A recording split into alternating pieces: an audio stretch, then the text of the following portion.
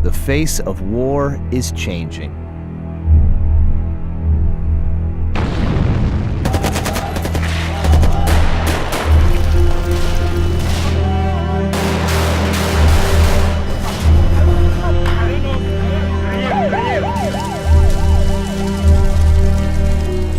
Increasingly, armed groups target civilians and turn cities, towns, and villages into battlefields.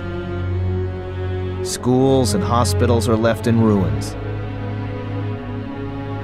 Ethnic, sectarian, and political violence tears apart families, communities, and even entire societies.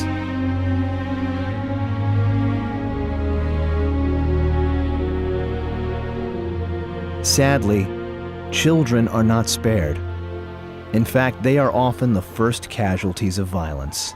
Children are those in a society which stand to suffer the most because they are weaker, because also, one thing one should not forget, children are trusting. And of course, their trust is easily betrayed.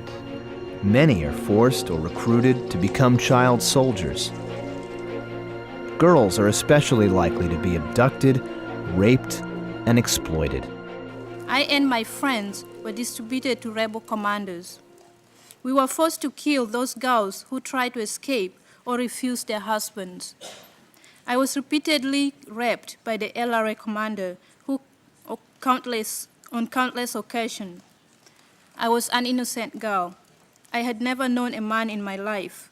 They are forced sometimes to cut the linkage with the community.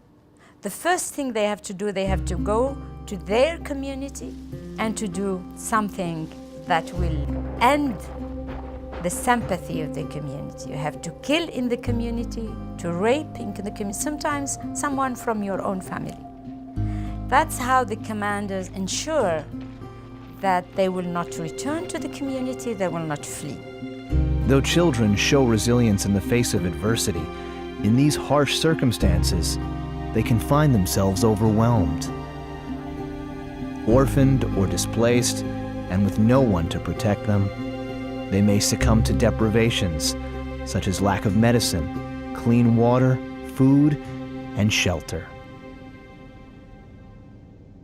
The unseen psychological and emotional traumas of war can be just as devastating and enduring. Haunted by atrocities they've witnessed or were forced to commit, some have difficulty functioning normally in society. Upon returning home, victims of sexual violence may find themselves shunned by their communities and left to fend for themselves. Robbed of their childhoods, many never receive the vocational training needed to become self-sufficient adults. Host governments bear the primary responsibility to protect these children. But when they are unable or unwilling to do so, the world must intervene.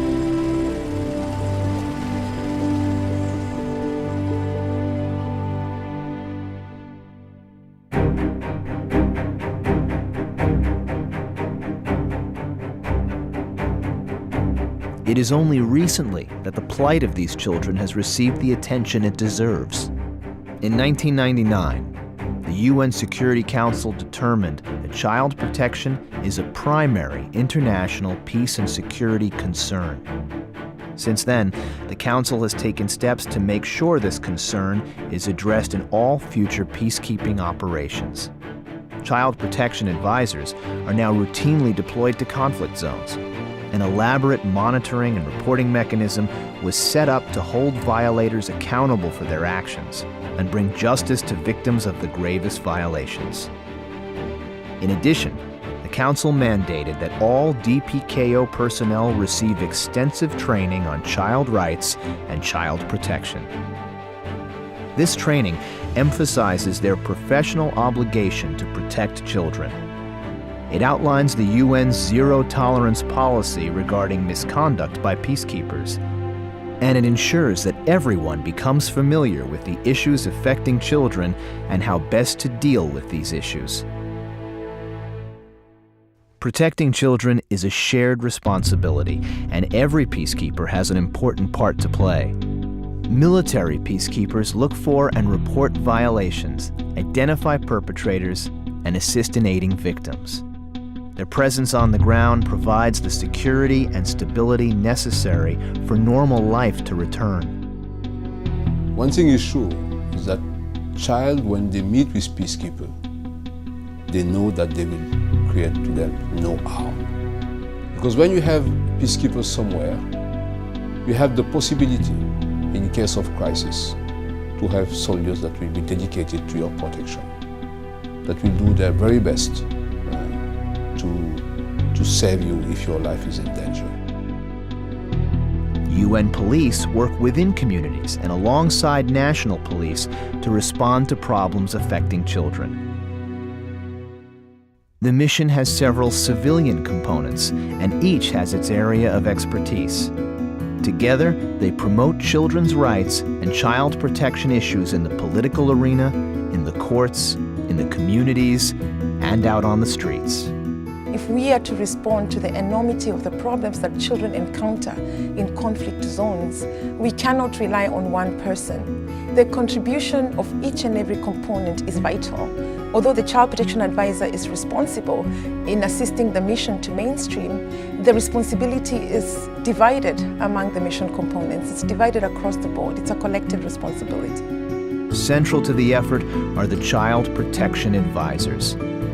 They guide leadership, train those newly deployed to the mission, and ensure that child protection is a priority in the peace process. Most importantly, when any peacekeeper hears about or observes abuses, they know they have the advisor to turn to.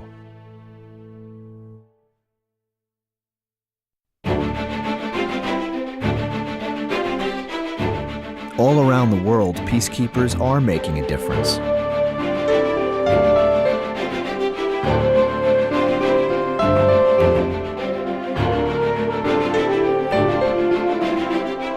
Hand in hand with UNICEF, NGOs, local governments, and child victims, they work with the perpetrators to end the gravest violations and have negotiated the release of thousands of child soldiers.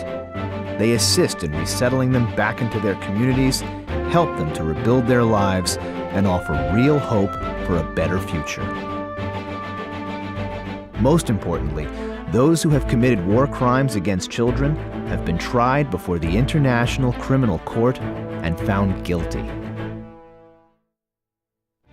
While the challenge of protecting children is enormous, the rewards are just as immense. When you meet 3 or 4 or 5 children and you talk to them and you engage them at a level that speaks to them as full human beings, part of this incredible world, and that there are opportunities for them, there's nothing more rewarding than like that. Or when you go and you talk to a mother, and the mother explains to you that I'm so happy that my son is coming back. I hope he can go to school and become a productive citizen for his country. There's nothing more rewarding than that. Or when you actually sat down with a former commander or a current commander, and over a period of time, you've engaged with that person to say that recruiting is not in the interest of the army or the nation or he himself.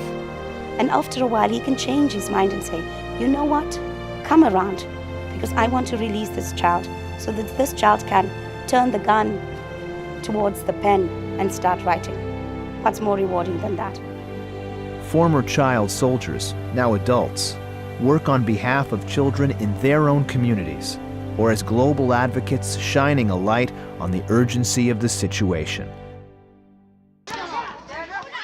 Today's generation of children is tomorrow's generation of adults. The question must be asked: how can peacekeepers expect to bring lasting peace to a country without protecting the children who will inherit that peace, the children who are that country's future? It is absolutely important because when you go there and see the mother, the father that cannot protect their own children, and they are looking at you, then you can feel it. We are deployed to protect children. It's part of our mandate, and it's in the heart of our mandate. So we have to do it, and we are accountable, and we have to measure our success as a mission if we achieve result in protecting children. That is why child protection must be at the heart of peacekeeping. That is why your role in safeguarding children's rights and preventing their abuse is crucial. And that is why you must choose to act when a child's fate is in your hands.